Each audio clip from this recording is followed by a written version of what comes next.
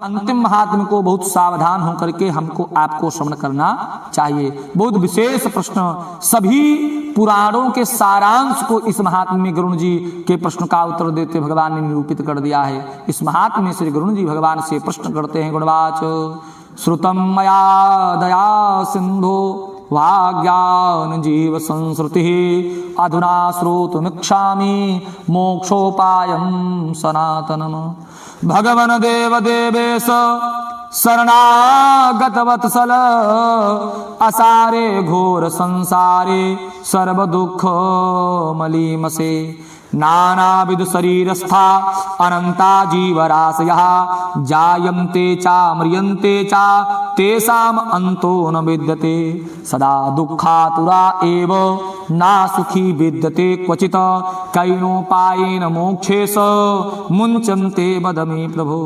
गरुण जी ने कहा, हे दया सिंधु, मैंने सुना है कि अज्ञान के कारण जीव का जन्म और मरण ये लगा रहता है।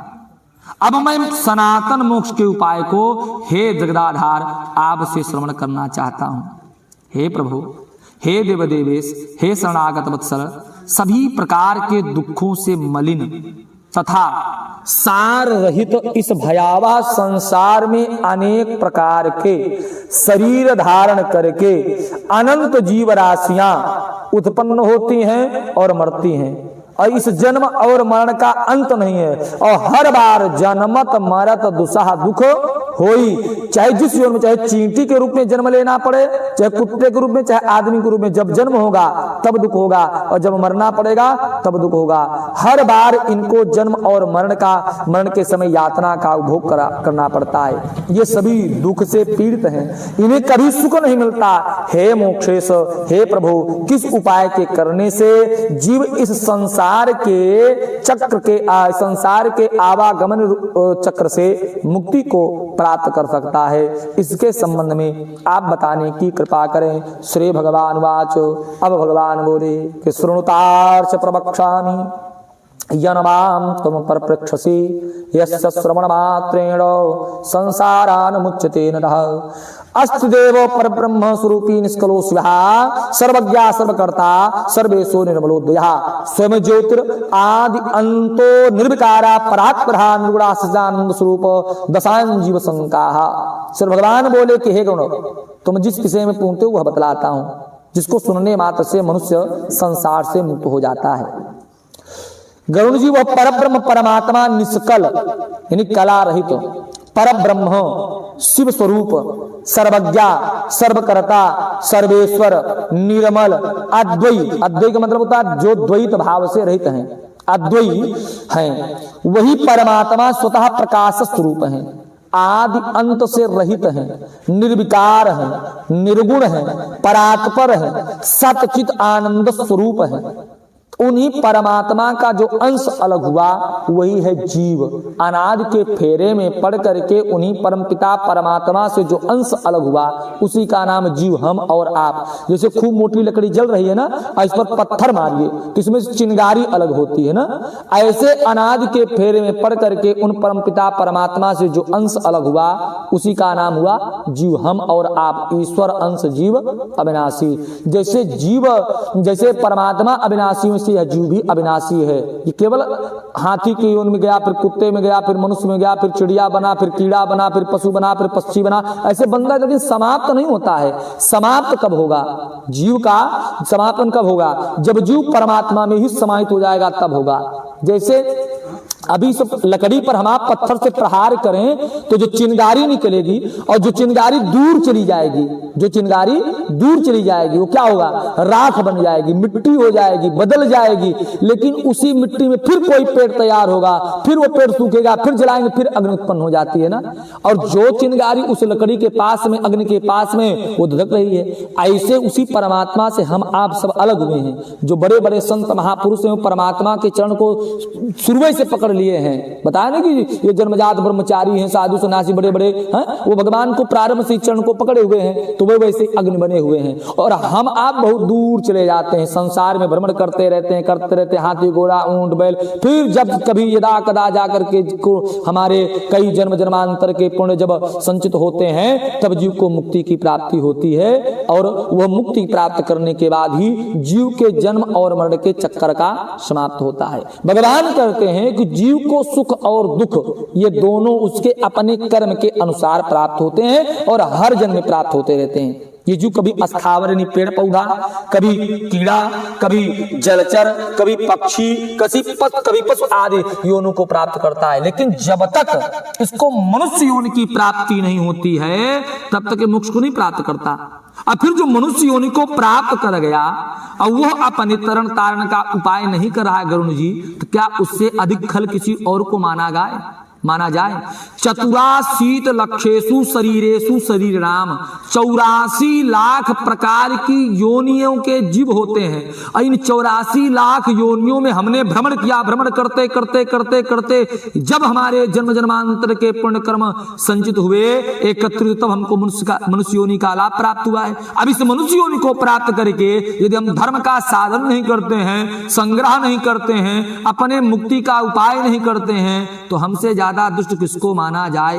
अत्र जन्म सहस्त्राणाम सहस्रैरव भी कदाचित् लभते जंतुर्मान संपूर्ण संचितात्। बताया कि नरहा नरोप्यम जन्म लब्धा चिन्तिष्ट मम तेवात्मजस्तु भेद ब्रह्मघात का।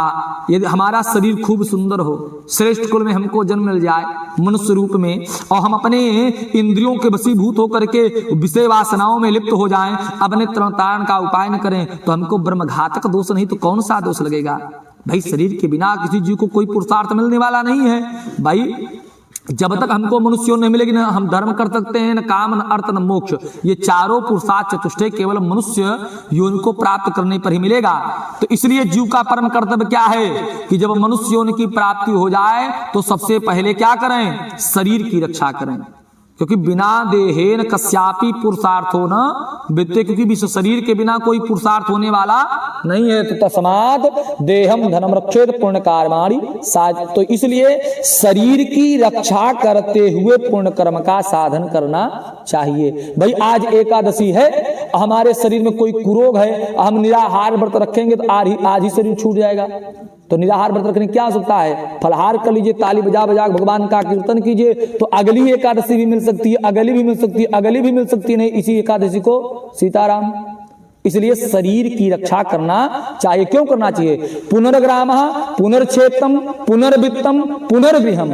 हमारा यदि घर अभी टूट जाए और शरीर है तो कमा करके घर बना सकते हैं, खेत नष्ट हो जाए तो शरीर है तो कमा करके बना सकते हैं। यदि हमको गांव वाले निकाल दें, हमारे बाहों में बल है तो चाहेंगे तो फिर इसी गांव में आकर के हम पुनः स्थापित हो जाएंगे। लेकिन यदि एक शरीर एक बार छूट गया ना तो फिर मिलेगा कि नहीं मिलेगा, इस पर मूर्ख व्यक्ति विचार करता है। धन नहीं है कोई बात नहीं, घर नहीं है कोई बात नहीं, वो सब शरीर है तो कमा लेंगे, लेकिन शरीर नहीं कमाया जा सकता है। बहुत सारे जन्म जन्मांतर के पुण्य कर्म जब संचित हुए तब ये शरीर मिला है। इसलिए शरीर रक्षणों पाया क्रियंते सर्वदा बुधई नेक्षंती पुनस्त्याग पुष्टाजुगुणा। अरे भाई जिसके शरीर में कोढ़ हो गई हो उससे पूछो कि आप मरना चाहते हो, कहता नहीं जैसे तैसे जी रहे हैं, वो मरने की इच्छा नहीं कर रहा है। तो आपका शरीर सुंदर है, इसको व्रत तपस्या उपवास में भी क्यों नष्ट कर रहे हो। व्रत या तपस्या या उपवास या धर्म का आचरण शरीर के द्वारा उतना किया जाए जितने में शरीर को कोई क्षति न पहुंचे, नुकसान न हो, इतने द्वारा ही धर्म का संचय करना चाहिए। आत्मयु ही आत्मानां हितेभ्यो निवारेत। आत्मा ही आत्मा का एकमात्र मित्र है। आपके मरने के बाद कौन देगा, क्या देगा, किसको देगा, क्यों देगा, इस पर मूर्ख व्यक्ति विचार करता है, विद्वान नहीं। इहौ नरके व्याधि चिकित्सा त्यागत्वानुदम देशम व्याधितम। अरे जब मनुष्य रूपी शरीर को प्राप्त करके नरक रूपी रोग की तुम औषध नहीं कर रहे हो तो क्या हाथी घोड़ा बैल बन करके उसकी औषधि करोगे, उसकी चिकित्सा करोगे। व्याधि वास्ते जराचर मनुष्यात् भगवान कहते हैं इस मनुष्य को न जाने कब अकल आएगी, कब इसके अंदर बुद्धि आएगी, कब ये अपने मंगल का उपाय सोचेगा। अरे हमको जो आयु मिली है ना वो बाघिन के समान है। बताया कि आयु क्या है, बाघिन शरीर। ये हमको जो आयु मिली उसमें जो हमारी वृद्धावस्था है बाघिन के समान है।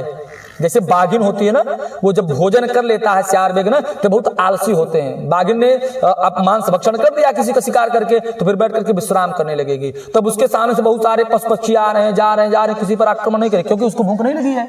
लेकिन वो आक्रमण कब करेगी किसी को बताएगी थोड़ी। उस बाघिन को भूख कब लगी, कितने बज करके कितने मिनट पर, कितने घंटे में, कितने महीने में, कितने दिन में भूख लगी, किसी को पता नहीं है। आज भूख लगी किसी को बताएगी भी नहीं कि अब हमको भूख लगी है, आप लोग इधर मत आना। जो भी उसके सामने आएगा उसी को अपना आहार बना लेती है। ऐसे वृद्धावस्था बता करके नहीं आती है।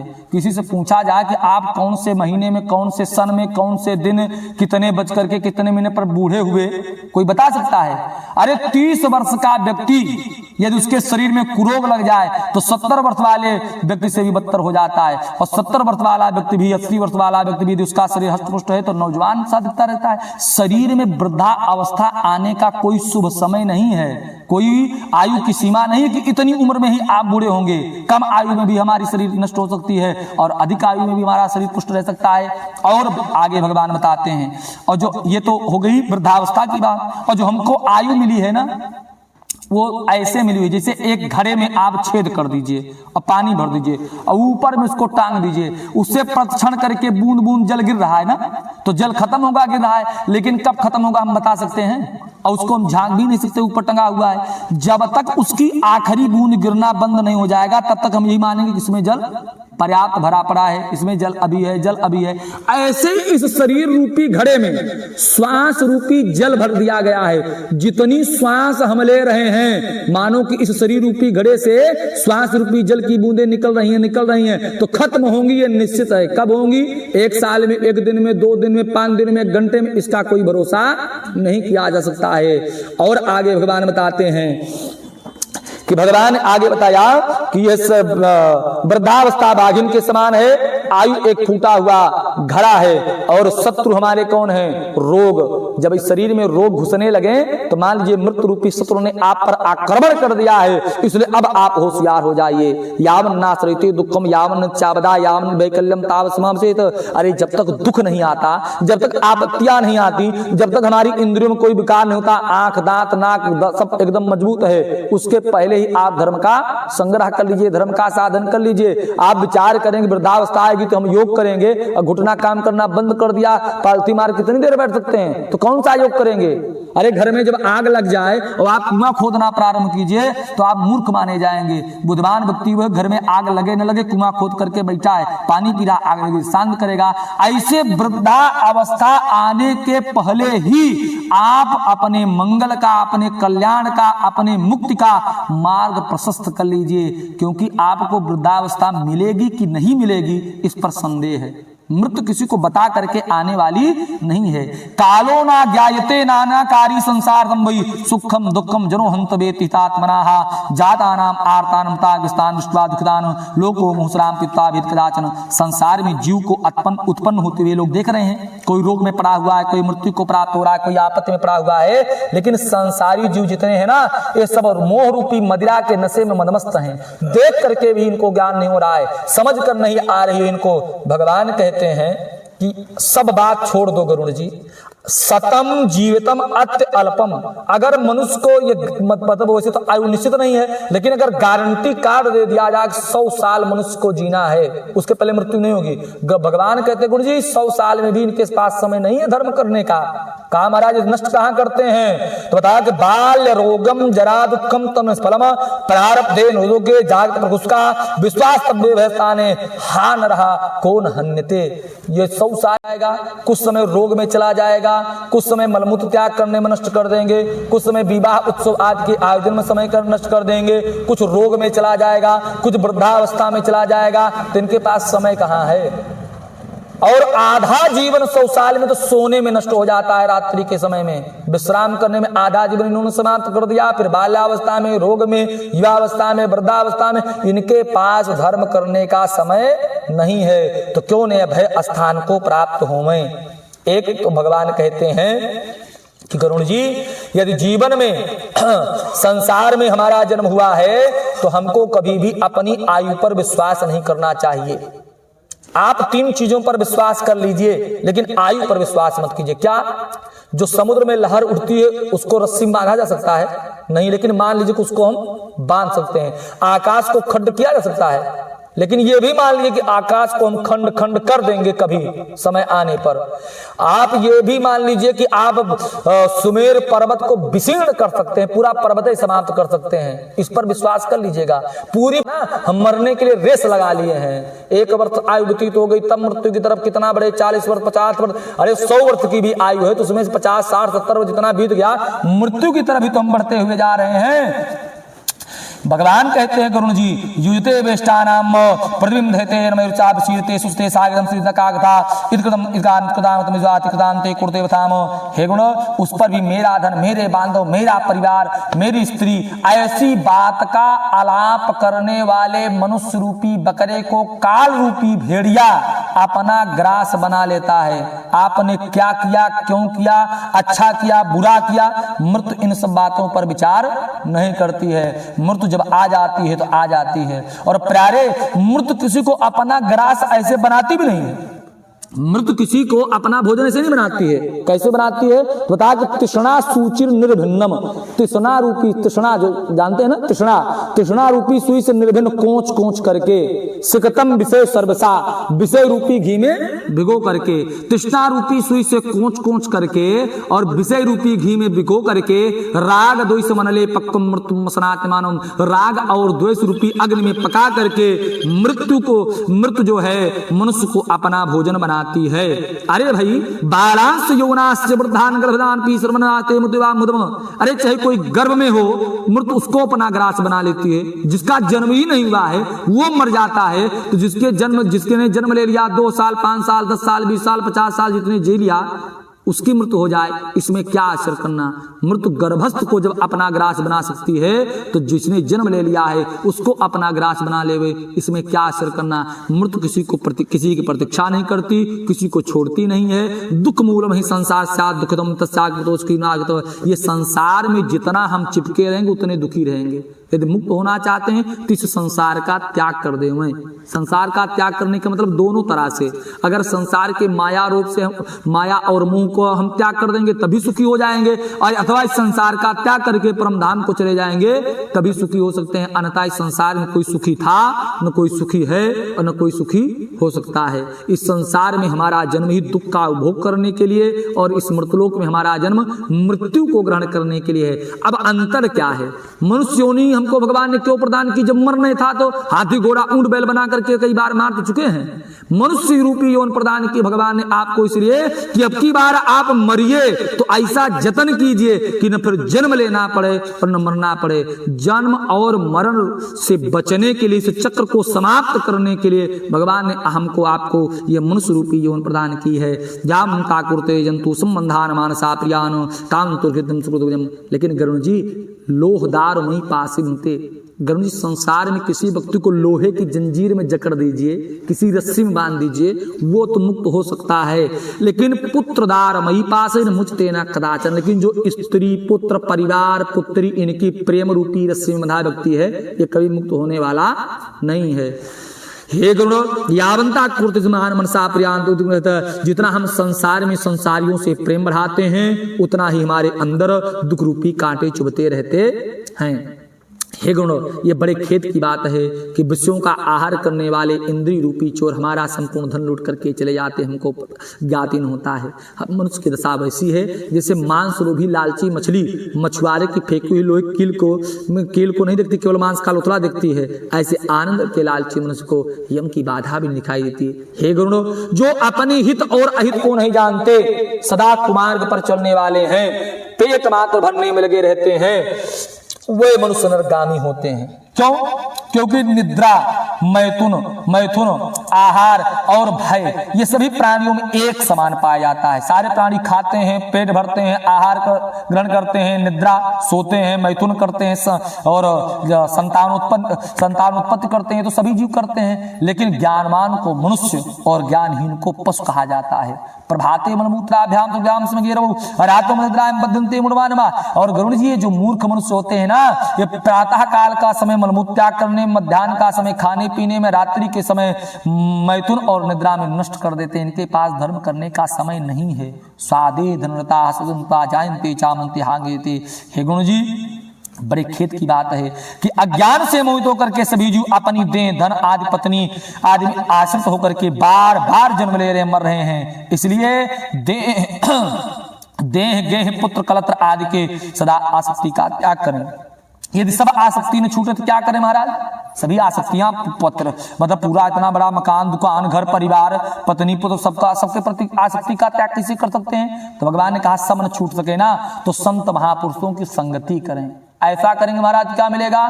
संतों की संगति करेंगे तो सत्संगस्य विवेकस्य निर्मल नहीं दो। संतों की संगति करेंगे तो सत्संग करने से विवेक जागृत होता है और सत्संग और विवेक को निर्मल नेत्र बताया गया है। भाई इसको आंख से दिखाई देता है, पूरे रहिया पर खड्डे खड्डा हो और वो यात्रा करेगा, नहीं गिरेगा। आज नहीं तो राही में एक ही गड्ढा हो, आज जिसको दिखाई नहीं पड़ता उसी गड्ढे में गिर जाएगा। ऐसे जिनके पास सत्संग और विवेक रूपी निर्मल नेत्र हैं, वो महामार्ग यमराज के मार्ग में प्राप्त होने वाली सभी यातना और पीड़ा और बाधा को पार कर जाते हैं, उससे बच जाते हैं। महाराज इससे बचने के लिए क्या करना चाहिए? ये जो पूजा पाठ, हवन, यज्ञ, अनुष्ठान, यही सब करने चाहिए। भगवान ने कहा ये सब नहीं, नाम मात्र में संतुष्टा कर्मकांडता मंत्रोच्चारण होम ब्रह्मता बस्तरी। अरे नाम मात्र के कर्मकांड करने से, हवन करने से, मंत्र के उच्चारण करने से किसी व्यक्ति को मुक्ति मिलने वाली है? कोई व्यक्ति विचार करे कि हम अपने शरीर को सुखा देंगे, 500 वर्ष तक केवल तपस्या करते रहेंगे, अन्न जल कुछ नहीं ग्रहण करेंगे तो देह दंडे न माते काम मुक्ति। देह को दंड देने से किसी को मुक्ति मिलने वाली है? दिन भर आहार नहीं करेंगे, एक बार आहार करेंगे, 9 दिन आहार नहीं करेंगे, ऐसा करने से किसी को मुक्ति मिलेगी? अरे भाई सर्प बेमौर में रहता है, अब बेमौर पर 1000 लाठी मारिए सर्प मरेगा। सर्प की मृत्यु कब होगी? जब सर्प को मारा जाएगा। जटा भार मृत्यु दामिका वेदांडा। शरीर पर जटा का भार बढ़ा लेने से किसी को विचार करे कोई व्यक्ति मुक्ति मिलेगी? तो ऐसा संभव है? संसार जा सुतम ब्रह्मा कर्म भोग रष्टारता। अरे जो इस संसार में भ्रमण कर रहा है और कह रहा है कि मैं ब्रह्म को जानता हूं, मैं ब्रह्म हूं, तो वह अज्ञानी है। न कर्म को जानता है न ब्रह्म को जानता है, स्वयं पथभ्रष्ट हो चुका है और अपने संबंधियों को पथभ्रष्ट करने में लगा हुआ है। ग्रहण कोई व्यक्ति ऐसा हो जो कहता है हम नागा साधु दिगंबर है, नग्न होकर के भ्रमण करते हैं, तो नग्न होकर के भ्रमण करने वालों के लिए जंगल है। अगर ग्रामीणांचल में आप नग्न होकर के भ्रमण कर, भगवान कहते अगली बार इनको गधा बना करके हम जन्म देंगे, आप नग्न होकर के भ्रमण करते रहिए। कोई व्यक्ति विचार करता है कि भस्म धूल मौन मामताजवाद मानवा, शरीर पर राख लपेट लेने से, मिट्टी लपेट लेने से मुक्ति मिलेगी, तो कई बार कुत्ता बना करके भेजें, खूब राख लपेटते रहिए, मुक्ति को प्राप्त करते रहिए। कोई व्यक्ति विचार करे कि तृण उबान होता कि तृण का आहार करने से और जंगल में निवास करने से, पृथ्वी के जल का न पान करने से किसी को मुक्ति मिलने लगे, तो चूहा, हिरन, सियार ये जंगल में निवास करते हैं, पहले इनको मुक्ति प्रदान कर दी जाए। कोई व्यक्ति विचार करे पृथ्वी के जल का नहीं पान करेंगे मुक्ति मिलेगी, हम बहुत बड़े तपस्वी हैं, तो पपीहा केवल स्वाति नक्षत्र के जल की बूंदों का पान करता है, तो सबसे बड़ा योगी उसको मान लिया जाए। कोई व्यक्ति विचार करता है कि अन्न का आहार नहीं करेंगे, तो कबूतर केवल कंकड़ का आहार करना प्रारंभ कर देते हैं, सबसे बड़ा तपस्वी उनको मान लिया जाए। आज मरणांतम चा गंगा तट निस्ता। कोई व्यक्ति विचार करे मरते समय हम गंगा जी के तट पर रहेंगे तो हमको मुक्ति मिल जाएगी, तो जो मेढक और मछली गंगा जी में ही जन्म लेते हैं वैसी में मर जाते हैं, पहले उनको मुक्ति प्रदान कर दी जाए कि केवल मरने के समय आप निवास करने के लिए गए तो आपको मुक्ति मिलेगी। अरे गंगा जी में स्नान करने से किसी का पाप कर्म क्षीण होने वाला नहीं है। एक बार गंगा जी से पूछा गया, मैया आप जो लोगों का पाप धोती हैं उसको क्या करती हैं? तो गंगा जी ने बताया कि जब मैं गोमुख से निकली थी तो दूध के समान सफेद थी, लोगों का पाप धोते धोते तो मैं इतनी मलिन हो गई। कहा मैं पाप करती क्या हो? तो गंगा जी ने बताया कि उस पाप को ले जा करके मैं समुद्र के दे देती हूँ। समुद्र से पूछा गया कि गंगा जी ने जो पाप ला करके आपको दिया तो आप उस पाप का क्या करते हो? तो समुद्र ने बताया गंगा जी का तो दर्शनात्, स्पर्शनात्, पानात्, कीर्तनात्, गंगा जी का दर्शन कर लो तब भी मुक्ति, स्पर्श कर लो तब भी मुक्ति, पान कर लो तब भी मुक्ति, मज्जन स्नान कर लो तब भी मुक्ति, कीर्तन कर लो तब भी मुक्ति। तो गंगा जी में जिन्होंने स्नान किया, गंगा जी अपना यहाँ पर लाई। और भारत में और भी नदियां हैं जिनमें स्नान करने से पुण्य की प्राप्ति होती, पाप कर्म क्षीण होते हैं। बताया कि नर्मदा, यमुना, सरस्वती, नर्मदा, कावेरी, सरजू, महेंद्रया, चरमावती, वेदिका, चित्रा, बेतवती, महासमुंदी, ख्याता, गया, गंडकी, इन नदियों में स्नान करो पाप कर्म क्षीण हो जाते हैं। ऐसे सारी नदियां अपना जल ले जाकर के समुद्र को ही देती हैं। समुद्र ने बताया कि पाप के प्रभाव से, समुद्र ने बताया कि पाप के प्रभाव से मेरा जल इतना खारा हो गया कि आचमन नहीं कर सकते। कहा महाराज उस पाप को आपने क्या किया? कहा वाष्प भाव बना करके आकाश को दे देता हूं। आकाश से पूछा गया आपने पाप क्या किया? कहा मैं बादल को देता हूं। बादल से पूछा गया आपने पाप क्या किया? कहा जब वर्षा ऋतु आए जिसका पाप उसी के घर पर डाल देता हूं। पाप पुण्य करने से नष्ट होने वाला नहीं है, पाप प्रायश्चित से समाप्त होने वाला है। पाप गंगा जी में स्नान कर लो और आप पाप करते रहो, गंगा जी में स्नान कर लो, पाप करते रहो, ऐसे पाप क्षीण होने वाले नहीं हैं। इदम ज्ञानम गेमति जिंदा समाकुलापान सातम का। अरे शास्त्र के अध्ययन करने से भी किसी को मुक्ति मिलने वाली नहीं है। मंत्रोच्चारण करने से भाई रात्रि में अंधेरा हो जाए और खूब बढ़िया आसन लगा करके लालटेन बत्ती बत्ती चिमनी चिमनी बल्ब बल्ब का कीर्तन करो तो उजाला होगा? उजाला नहीं होगा। उजाला करने के लिए लालटेन को, बत्ती को, बल्ब को प्रकाशित करना पड़ेगा। ऐसे मंत्र के उच्चारण करने मात्र से किसी को मुक्ति मिलने वाली नहीं है। जैसे जो मंत्र बताता है उस पथ पर जो चलेगा, भाई अमेठी जाना कहने से अमेठी नहीं पूछेंगे ना, अमेठी जाने की यात्रा करेंगे। ऐसे मंत्र के जपने मात्र से कभी हमको मुक्ति नहीं मिलेगी। मंत्र जो पथ प्रदर्शित करा उस पथ पर चलें। जैसे हमको मान लीजिए मंत्र जप रहे ओम नमो भगवते वासुदेवाय, तो मंत्र मन को पहले अपने शांत कीजिए और अपने हृदय में भगवान वासुदेव का चित्र, उनकी छवि को आप बनाइए और उन भगवान को नमस्कार कीजिए। कहिए नहीं, कहने से थोड़ी किसी का मंगल होने वाला है। भगवान को नमस्कार कीजिए, तब हमारा मंगल होगा, तब हमारा कल्याण होगा, तब हमारा पथ प्रशस्त हो सकता है। भगवान कहते लेकिन अहंकारी मनुष्यों का ये नहीं हो सकता है। तो पठंत वेद शास्त्राणि बोधयन्ति परस्परम जानन्ति बन्धुत्वार्थम। ये तो वेद और शास्त्र के पढ़ने के चक्कर में पड़े हुए हैं, अर्थ का अनर्थ करते रहते हैं। जिस शास्त्रकार ने शास्त्र लिखा है उसकी जो मनोदशा थी उसी के अनुसार हम शास्त्र का अर्थ करेंगे तब तो मुक्ति मिलने वाली है। आज जब हम अपने अनुसार उसका अर्थ लगाना प्रारंभ कर देंगे तब मुक्ति मिलेगी। भाई एक बाबा नए निकले हुए बाबा रामपाल जी, वो खूब बढ़िया कबीरदास की, अब जहां पूरे भागवत में, पूरे वेद में, 18 पुराण में कहीं भी कभी शब्द आ जाए तो उसका अर्थ कबीरदास होता है, बस उन्होंने बता दिया। इतने से मतलब है कवि का मतलब कबीरदास। जबकि संस्कृत में एक शब्द क्या नहीं, जैसे खर माने क्या होता है? गधा। खर माने क्या होता है? गधा। और खर माने क्या होता है? जानवर का खुर। खर माने क्या होता है? तिनका। खर माने क्या होता है? धूल। खर माने पहले जो दोपहर में जानवरों को दोब दिया जाता है, बगिया बोलते नहीं थे खर का दोबे हैं, उसका भी शुद्ध शब्द होता है खर। खर माने सरिया, खर माने जानवरों का दोपना, खर माने खुर, खर माने तिनका, खर माने रस्सी, खर माने गधा। अब पूछा जाए आपसे खर उड़ता है तो गधा उड़ेगा, सरिया उड़ेगी, जानवर उड़ेंगे, खर का मतलब तो केवल तिनका उड़ सकता है ना। ऐसे एक शब्द के अनेक अर्थ होते हैं, लेकिन शास्त्रकार ने जो अर्थ वहां पर प्रतिपादित किया है वैसा अर्थ लगाएंगे तब तो उस शास्त्र का अध्ययन करने से हमको मुक्ति मिलेगी। नहीं तो वही दशा हो जाएगी जैसे पुष्प की बहुत सुंदर सुगंधित माला है, पहनी हमने गले में है, लेकिन उसकी सुगंध कौन बताएगा? उसकी सुगंध तो नासिका बता सकती है, उसकी सुगंध गला नहीं बता सकता है। ऐसे वेद शास्त्र के पढ़ने वाले कभी मुक्ति को नहीं जान सकते हैं। उनकी दशा वैसे है जैसे बटुई में दाल बनाई जाए, खूब बढ़िया मिर्च और टमाटर से खूब तड़का दे दिया जाए, कलछी से खूब उसको घोटी जाए, कलछिया उसी में डूबी हुई है ना, लेकिन उस कलछी से पूछो किसमें मिर्च मसाला नमक कितना बताएगी? वो क्या बताएगी? उसका स्वाद जीवा बताएगी। ऐसे शास्त्र के अध्ययन करने वाले को मुक्ति नहीं मिलेगी, शास्त्र के ज्ञानी को मुक्ति नहीं मिलेगी। जो शास्त्र के तत्व ज्ञानी हैं उनको मुक्ति मिलने वाली है। मनुष्य को स्वभावता ये चाहिए कि शास्त्र का अध्ययन करें, उसमें से तत्व को निकाल ले, बाकी शास्त्र को ठीक वैसे जैसे जिह्वा भोजन करते समय जब हम चावल खा रहे हैं उसमें एक भी तिनका जैसे बूसी का आता है उसको त्याग देती है ना, केवल चावल ग्रहण करती है। ऐसे शास्त्र से केवल हमको तत्व ग्रहण करना चाहिए, बाकी शास्त्र के किनारे रख दें, उसी पथ पर चलते रहें, तब हम मुक्ति को प्राप्त कर सकते हैं। अन्य अवस्था में हमको मुक्ति मिलने वाली नहीं है, क्योंकि इदम ज्ञान इदम गेयम सर्वम शोधम, ये हमने जान लिया है, बहुत ज्ञान योग्य बात है। ऐसे 4-5 मूर्ख लोग बैठ करके शास्त्रार्थ करते हैं, किसी श्लोक का ये अर्थ नहीं, ये अर्थ है, वो दूसरा बताता है ये अर्थ है, वो दूसरा बताता है कि व्याकरण के अनुसार ये अर्थ है। तो व्याकरण लगाते रहो, यमराज के दरवाजे जब पहुंचोगे तो व्याकरण नहीं पूछेंगे, वो ये पूछेंगे भाव से तुमने भगवान का भजन किया कि नहीं किया, तुम्हारा व्याकरण यहीं पर धरा रह जाएगा। जिस व्यक्ति को व्याकरण आता है सुंदर छंद के साथ, रस के साथ, बड़े बढ़िया अलंकार आदि का प्रयोग करके भगवान की गीत तो गा सकता है, लेकिन भजन तो भाव से होने वाला है। वो गीत गाने से भजन पूजन नहीं होता है भगवान का। भाई अगर आपको संस्कृत आती है तो आप दुर्गा सप्तशती का 13 अध्याय में पाठ कीजिए, और जिसको नहीं आती कालिका में पहुंच के केवल माई माई माई माई माई करे, और दोनों का फल एक बराबर है। हो सकता है जिसने पाठ किया उसको उतना पुण्य न मिले, क्योंकि पाठ करते समय उसकी चित्तवृत्ति कहीं और भी जा सकती है, और जिसको कुछ आते नहीं हो तो केवल माई माई करते खड़ा, केवल ध्यान उसका माई में लगा है, वो मुक्ति को प्राप्त कर सकता है। शास्त्र के पढ़ने वाले मुक्ति से वंचित हो सकते हैं, लेकिन जो भाव से भगवान का भजन करते हैं वो मुक्ति से वंचित नहीं हो सकते हैं। यथा मृत्यंत्र नारायण प्रयोजनम तो गीतातार्थ स्वस्थेन प्रयोजनम नाशनम कारण मुक्ति कारणम तथु सर्व कर्माणि ज्ञान में ही कारणम।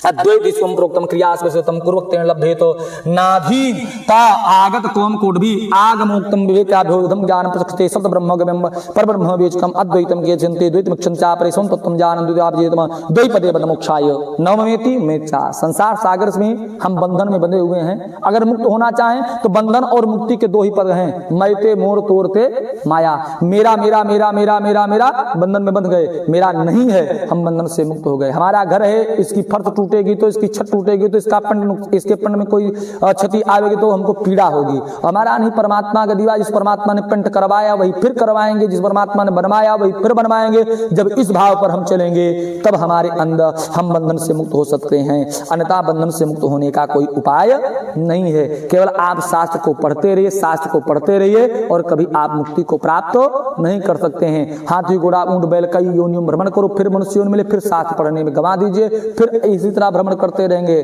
कुत्ता आदि उनमें, और फिर मनुष्य योनि मान लीजिए कभी मिले तो फिर यही शास्त्र पढ़ने में गंवा देंगे। शास्त्र के पढ़ने से मुक्ति मिलने वाली नहीं। एक जगह एक पंडित जी भागवत की कथा बांच रहे थे। अब पंडित जी ने भागवत में बताया कि जो भगवान को भाव से भजता है ना, वो भव सागर से पार हो जाता है। एक माता जी कथा सुनने आती, बहुत दीनहीन गरीब थी। तो एक दिन पंडित से हाथ जोड़ करके निवेदन किया कि महाराज जी, हम तो अपने घर पर ऐसा आयोजन करा नहीं सकती, लेकिन अगर इसी आयोजन के मध्य में एक दिन आप हमारे घर पर जल ग्रहण कर लीजिए, थोड़ा सा फलाहार कर लीजिए, तो हमको लगेगा कि हम भी इस आयोजन में शामिल हो गई। पंडित जी ने माता जी के भाव को देखा तो पंडित ने कहा बहुत उत्तम विचार है, इसलिए हमको जरूर इनका आमंत्रण स्वीकार करना चाहिए। तो दूसरे दिन मध्याह्न काल की बेला में तय हो गया कि आपके हम फलाहार करेंगे। और जैसे मध्याह्न बेला हुई, माता जी डंडा लेकर के मंडप के सामने खड़ी, हाँ पंडित जी चलें। माता जी आगे आगे, पंडित जी पीछे पीछे चल पड़े। और गंगा जी के दूसरे छोर से माता जी कथा सुनने के लिए आती थी। माता जी गंगा जी में प्रवेश कर गई, पंडित जी प्रवेश किए। पंडित ने विचार किया, देखो अगर इनका निमंत्रण नहीं स्वीकार किए होते तो 4 दिन से ही कथा बांच रहे हैं, एक भी दिन गंगा स्नान करने का अवसर नहीं मिला। और इनका निमंत्रण स्वीकार करते गंगा स्नान का भी अवसर मिल गया। और जब कंठ बराबर जल में पंडित जी घुसे, कंठ बराबर जल में पहुंच गए, कहा माता जी निकलिए, पुल तो अभी दूर है और चल करके लौट करके हमको आना भी, कथा बांचनी है। तो माता ने कहा महाराज आपके लिए तो हम परेशान हैं। काहे माई हमारे लिए परेशान हो? कहा अगर पुल वाले मार्ग से जाएंगे तो हमारा घर बहुत दूर पड़ेगा, और सीधे से गंगा जी चलेंगे तो अभी पहुंच जाएंगे।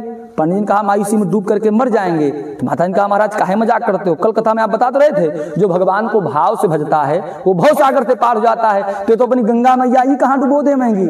तो पंडित जी ने कहा माता जी आपको नहीं डुबेंगी और हमारे कुल खानदान को डुबो देंगी। कहा महाराज काहे? कहा हम तो वही पन्नवा पलट पलट करके जो लिखा था वही बांच रहे थे। हमने तो कहा था ना कि भगवान को भाव से भजो तो मुक्ति मिलेगी, कहा था, लेकिन भजा नहीं है हमने।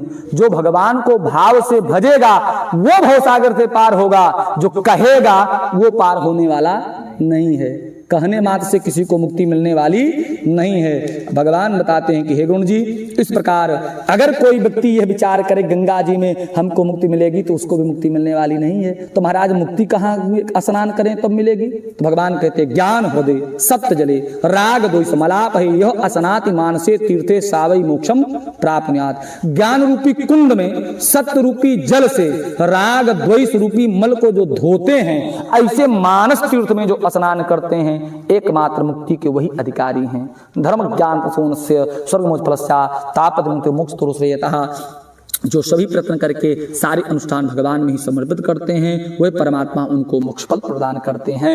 यदि कोई व्यक्ति अंत काल में विचार करे कि हमको मुक्ति चाहिए तो 7 क्रिया हैं जो मुक्ति प्रदान करने वाली हैं। अयोध्या मथुरा माया काशी कांची अंधका पूरे गया, ये 7 क्रिया मोक्ष प्रदान करने वाली। लेकिन ऐसे नहीं कि वहां पर जाकर के आप निवास करने के लिए पहुंच जाइए तब आपको मुक्ति मिल जाएगी।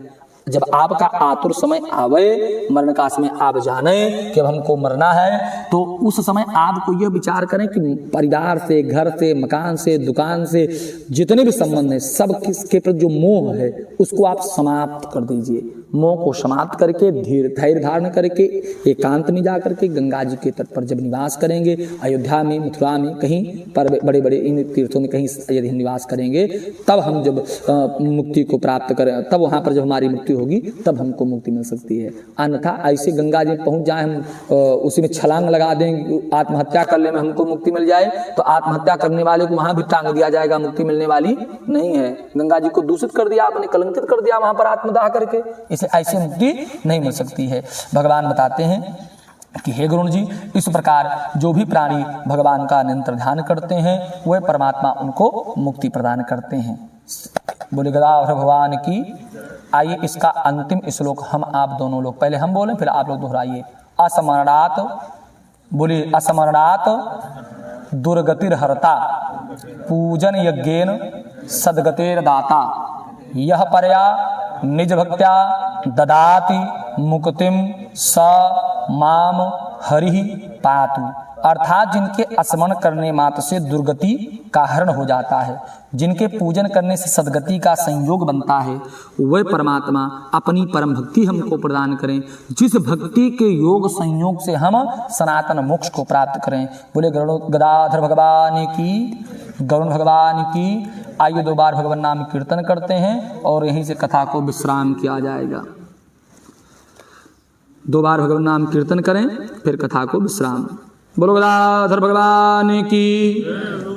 नारायण नारायण भज, नारायण भज भाई रे, नारायण भज नारायण भज, नारायण भज भाई रे, नारायण भज नारायण भज ना चाहिए दुनिया की दौलत, ना चाहिए ठकुराई रे, ना चाहिए दुनिया की दौलत, सबरी के 2-4 बेर पर, सबरी के 2-4 बेर रीझ गए रघुराई रे, नारायण भज नारायण भज रे, नारायण भज नारायण भज त्याग दिए नृप दुर्योधन के मेवा और मिठाई रे, त्याग दिए नृप दुर्योधन मेवा और मिठाई रे, करिय विदुर घर साग पात की, करिय विदुर घर साग पात की, प्रेम सहित जवनाई रे, नारायण भज नारायण भज, नारायण भज नारायण भज नारायण भज पूज पिता श्री दशरथ जी थे, अंतिम श्रद्धांजलि नहीं पाई रे, पूज पिता श्री दशरथ जी थे, अंतिम श्रद्धांजलि नहीं पाई, अधम जटायु के पंख न ऊपर, अधम जटायु के पर नैनन नीर बहाई रे, नारायण भज नारायण भज रे, नारायण भज नारायण भज रे, देखत दीन दयालु सदाहि, देखत दीन दयालु सदाहि, जन मन की मृदुलाई रे, नारायण भज नारायण भज, नारायण भज भाई रे, नारायण भज नारायण भज बोलो गदाधर भगवान की, गरुण भगवान की, व्यास भगवान की, श्री सूत महाराज की, गरुण पुराण की, धर्मराज सरकार की, अपने अपने माता पिता की, गुरु गोविंद भगवान की।